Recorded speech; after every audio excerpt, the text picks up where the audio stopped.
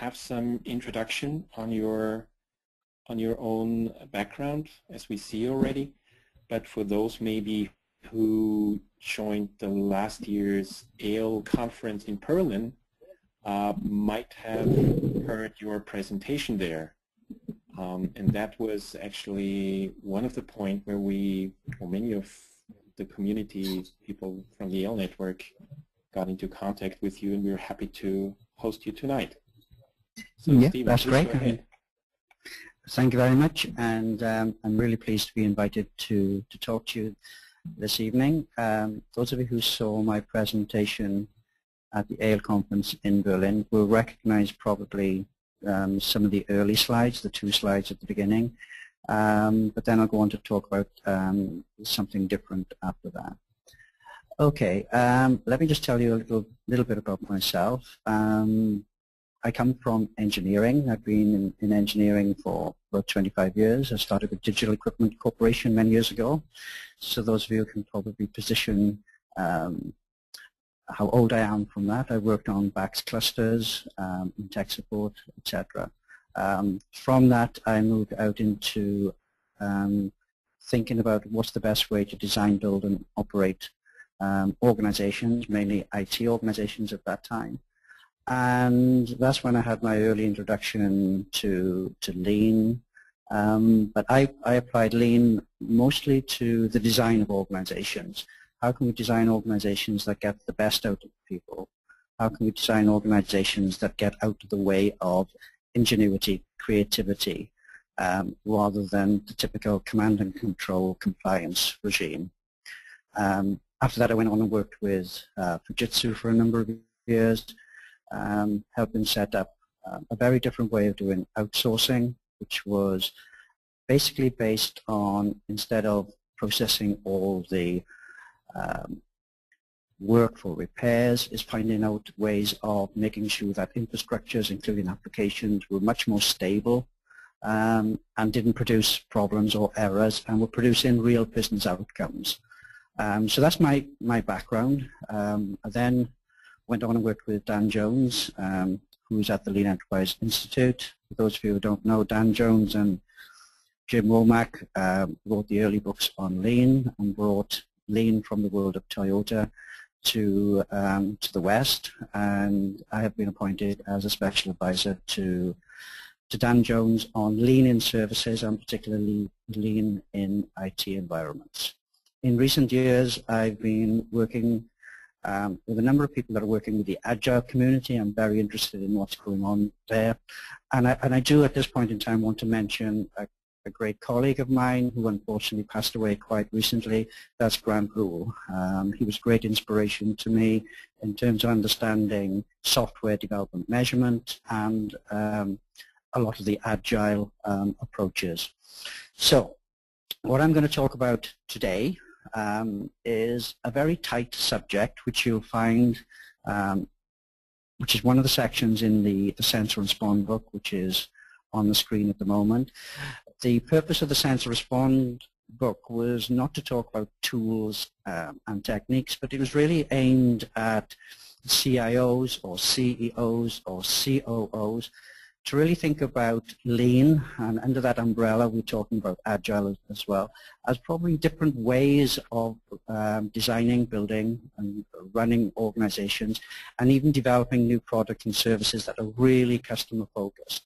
And to get out of this, this cycle of strategic planning every year, coming up with a big strategy, and there's a big shift to the left or a big shift to the right, why don't we create an organization where the people within that organization deeply understand what customers want and continue to respond to that?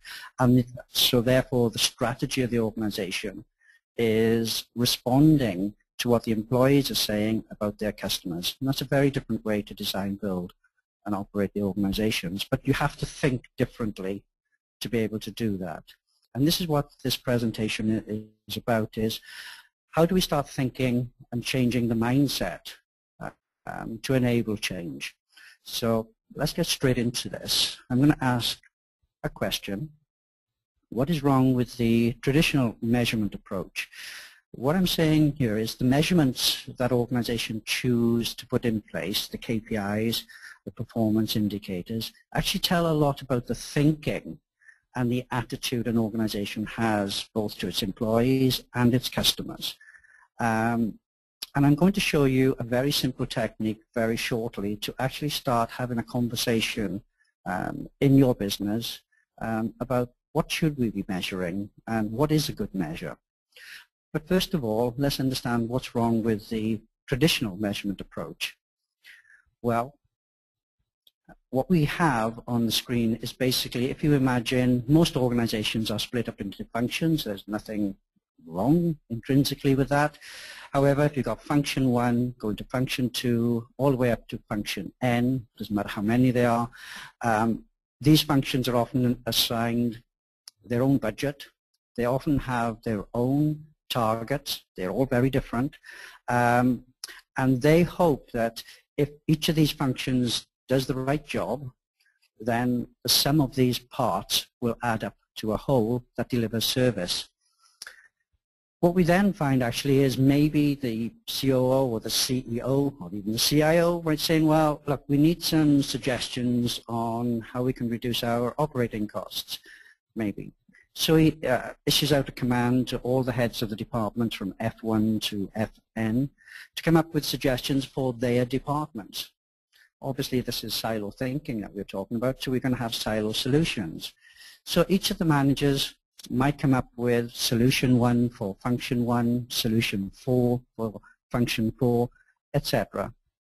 What these guys then often do is they say, well, these are some suggestions that the guy in function 4 is thinking about, and he wants to impress the boss, saying, look, I've got the best cost containment program, or and this is how I can improve the throughput, this is how I can get more utilization of my staff, whatever those measures are, and they're usually functional measures. So you come up with those suggestions. It's usually at a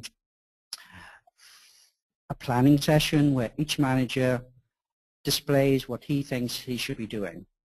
And then usually the one with the best PowerPoint presentation or the best presentation skills might get the limited resources for their project, and some of them are then rejected.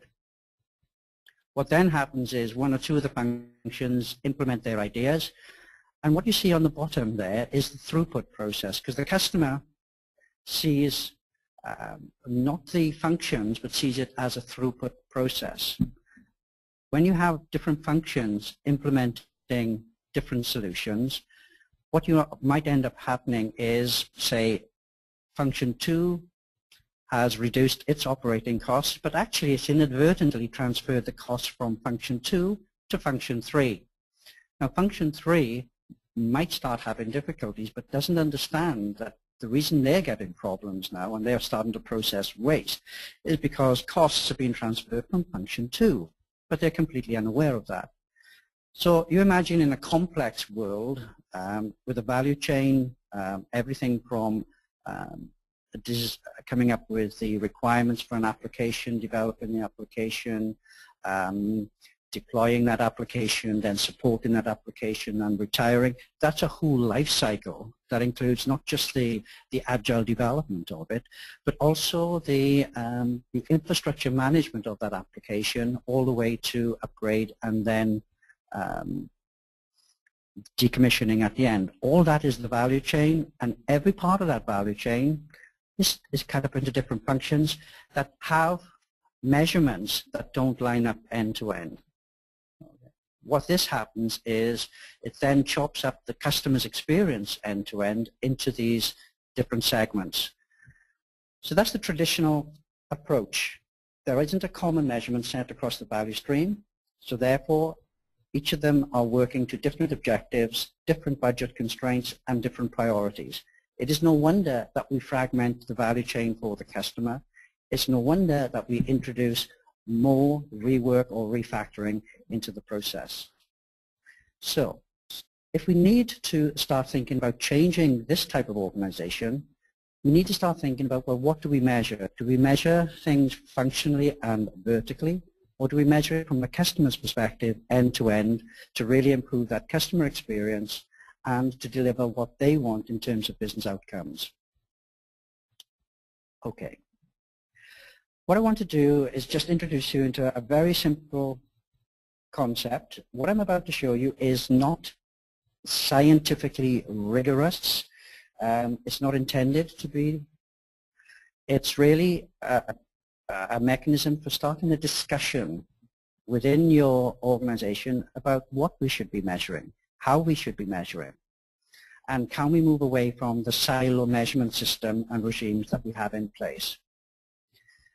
But before we do that, I just want to introduce you to Statistics 101. And I'm very surprised that even today I'm delivering some management briefings, that what I have on the screen here is news to a lot of managers. And I find that very strange and inexplicable. What we have here is, if you say we have one company called the green company and one company called the red company, and say you're going to, I don't know, ask these companies to bid for a contract, and you want 90% compliance on average on the work they deliver to you. Well, you can see both the red company and the green company actually achieve a 90% average. But the real thing here is, what is the range? Okay, and I ask a very simple question here to the management teams that I'm working with. Which company would you engage? Both of them are complying with a 90% compliance. But there's a different range. And about 50-50 will go for the 50-50 split between the red company and the green company. Well, of course, the answer is really, what we really need to have is a very short range around the 90%.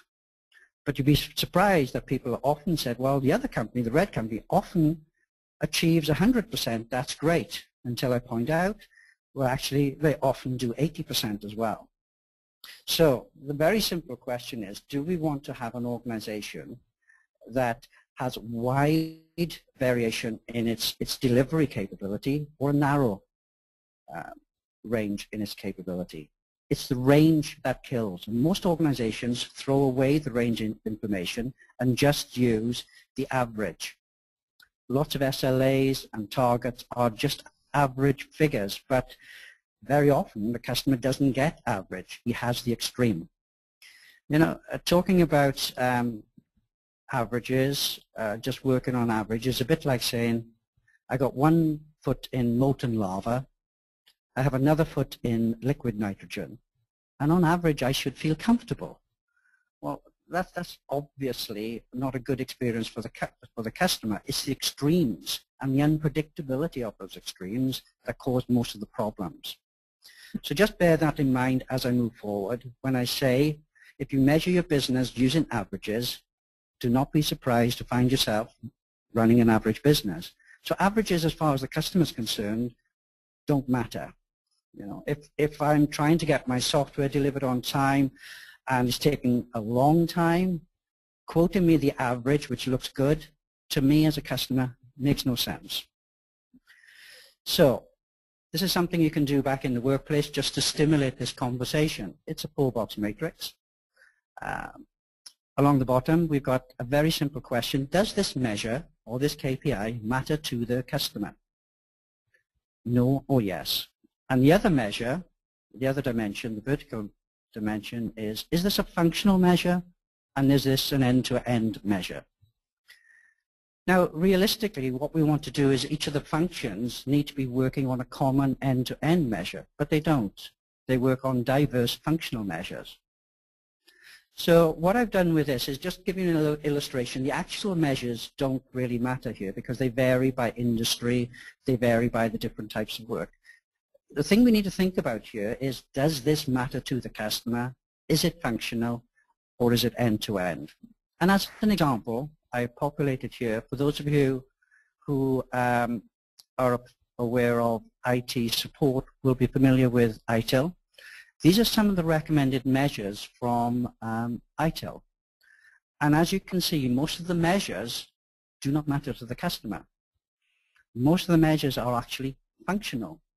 So it's no surprise when we focus everybody on these measures that the customer very often is complaining that we are unresponsive. The customer is complaining that you are quoting statistics and SLAs, which are all green, by the way, but the end-to-end business is red as far as the customer is concerned. So we have this disconnect between what we measure and what's important to the customer.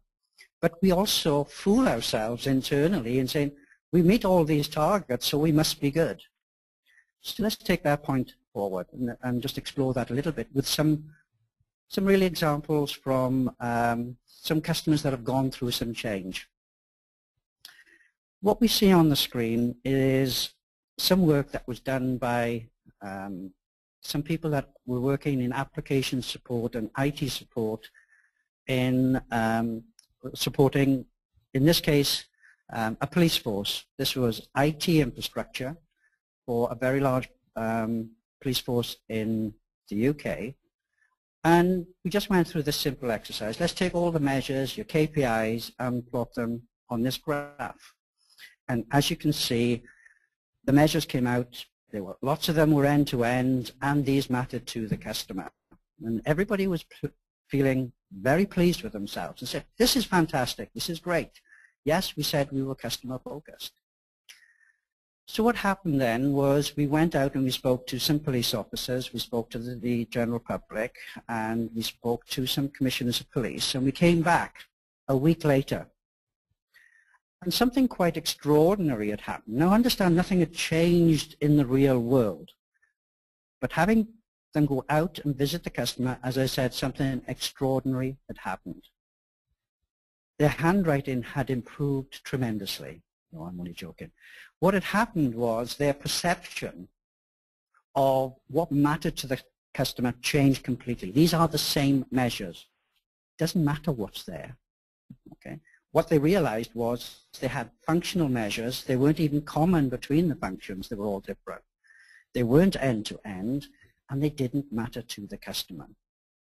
Now you can see on the top of this picture, it's got strategic development performance. How does IT contribute to these? I've actually blanked that out because it's confidential about what the police force strategy was.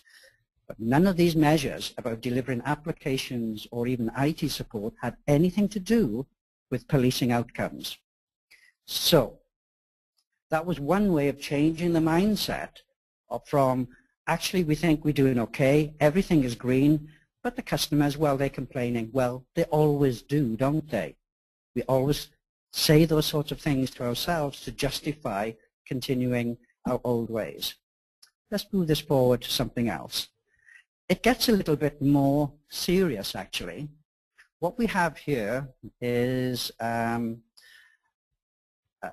young man presenting his analysis from our measurements internally on how we develop and deploy applications.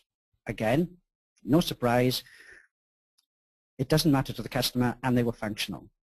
All right. But on the other side here, in the blue stickies, as you can see, they did something different here. They went out to their users.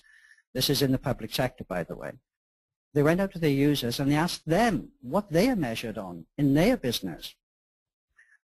And therefore, they plotted all the users' measures. And as you can see, all the users' measures were functional and didn't matter to the customer. Now this presents a problem. If you are in application development and you're getting your requirements from your users are not even customer focused. They're going to try and find solutions from the applications to sort out their pain, their problems to meet their targets, which by the way do not meet the needs of, in this case, the citizens of a very large city in the UK. We have another one. This one looked very similar to the earlier ones. This one is a very large applications development company. What we did here was to say, well, we mapped the measures and it looked very similar to the other ones. But here, after interviewing across the this company about something like 50 managers, senior managers and mid-managers, what their pain points were. So we then mapped their pain points on the same matrix. It is no surprise that the pain the managers were feeling were functional, and guess what? It didn't matter to the company, the customers rather. But it did matter to the company because that's what they thought. Now the interesting thing is here, from a lean perspective, they're not even feeling the right pain. In lean terms, they're feeling waste pain. Now if you go to these managers and say, well, how do we improve your business? They'll say, take my pain away. But as we've identified, it's the wrong pain. If the pain they were feeling was all in the box, that was end-to-end and mattered to the customer, maybe that's what we should be working on. So I come back to this slide from the police force again. Which mindset is open to change? These are the same group of people with only a week between. What they did was spend some time with the customer, in this case, the police officers, members of the public. They suddenly realized their measures had no bearing on the outcomes. So if you want to change an organization, we have to change the perspective that their current measurements, which most of the time they're meeting are green, are actually the wrong measurements. We cannot change an organization if what they think at the moment is okay. And this is just one mechanism to really shake things up and say, well, what should we be measuring? I often get the question, well, if those aren't the measures, those functional measures, what should we be measuring? What does matter to the customer? They ask me. And I usually turn around and say, that's the question you should be asking your customers, not me. Okay, so that's a very short introduction to some of the techniques that are in the Sense Respond book about thinking about how we design the organization end-to-end. Measurement is a key part of that. It's not the only thing, but it is an important thing. What you measure demonstrates what you think. It demonstrates what you think about your employees. It demonstrates what you think about your customers. And most organizations design employees out of the process and design customers out of the process. We really need to be designing them back in. And I believe that is the fundamental aim of Agile and the fundamental aim of Lean. We need to design the customer back in with the employees that create value, ingenuity, and we should be using the frontline operations to drive the business. That's me. I'm open to questions.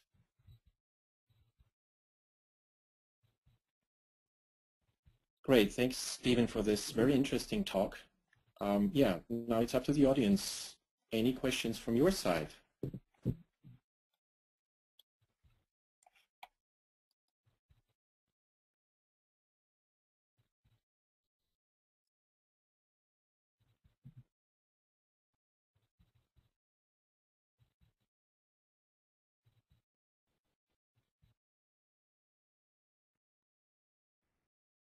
So no questions so far. But maybe I have a question, Stephen. Sure. In terms of, KPIs, all these maturity models we find out there, CMMI, SPICE, whatever they're called. What is your experience or, let's say, impression in terms of organizations applying those systems?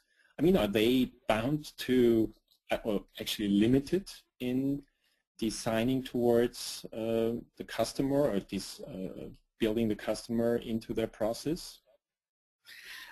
My answer to that is quite simple. Things like ITIL and CMMI, Lean and Agile have the same objectives, which is to really create value for the customer and over the long term create security and wealth for the employees and the organization. And that is the order in which we do that. The problem is that you can use ITIL, you can use CMMI, and you can drive the wrong measurements. And it can give you the illusion that you're doing good things. They're going green, I'm reducing my costs after all. But really, the question that we need to be asking is, does this create business value for our customer? And very often, most of the people inside the organization don't engage with the customer. They don't understand what they really want. They just, within their function, they need to do that function or that activity and do it a lot. Okay, and I have somebody maybe checking that I do that a lot. So it's more about the utilization of the person rather than the value and the outcomes I create for the customer. Because it's very often seen as, well, the customer may be way downstream from me and, well, that's too far away. I just concentrate on my local target. Well, to be honest with you, that's a cop-out. Absolutely. Unless there's a clear line of sight between every activity you do and customer value, you have no idea whether you're producing value or waste. Okay. So some of the intentions of CMMI and ITIL, I understand, but let's understand what we are trying to do with those things. You can use CMMI and ITIL to make the mass production functional model go faster. You can do that, and you can convince yourself you're doing the right thing. But you can also use those for a lean operating model, and that supercharges everything.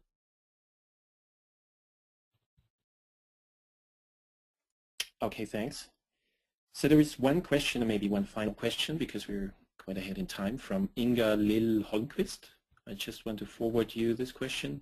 So Inga asks, can we have measures only in the end-to-end and let's say quadrant which matters to customers, or do we still need to have some in the others as well, e.g. for financial measures? I'm putting up on the screen some of the ITIL measures. What I want to make sure here is that I'm not misunderstood. I'm not saying the measures in the box where it says no and they're functional. I'm not saying they're not important. They are. But the measures in the boxes for functional and end-to-end and no are usually related to resource of some kind, generally. Not 100%, but probably 90% of the time. They're focused on utilization of my delivery resource. They are talking about efficiency. On the other side of what matters to the customer, this is about effectiveness. And the problem that we've got is we don't have the right balance between these. And very often some of these functional measures, which are really focused on controlling costs and increasing utilization, are devolved as targets for frontline staff. That is the trap. What I'm recommending is anything to do with the numbers of people to do the job, you target the manager on that. It is a trap to devolve those down to the staff. What you should be devolving down to the frontline staff are measures of effectiveness, which are in the top right-hand quadrant in this case. They will drive the effectiveness. It's up to the manager then to make sure, maybe working with the staff, to work out ways of making it efficient.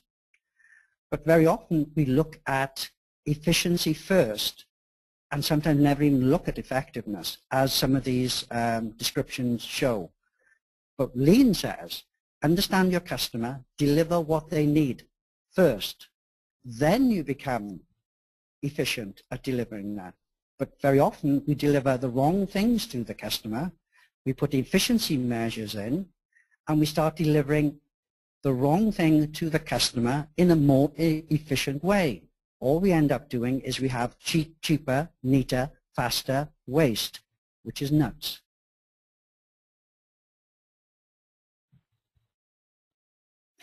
Okay, that was great. Thanks for your answer. So I would suggest that we continue with the next talk.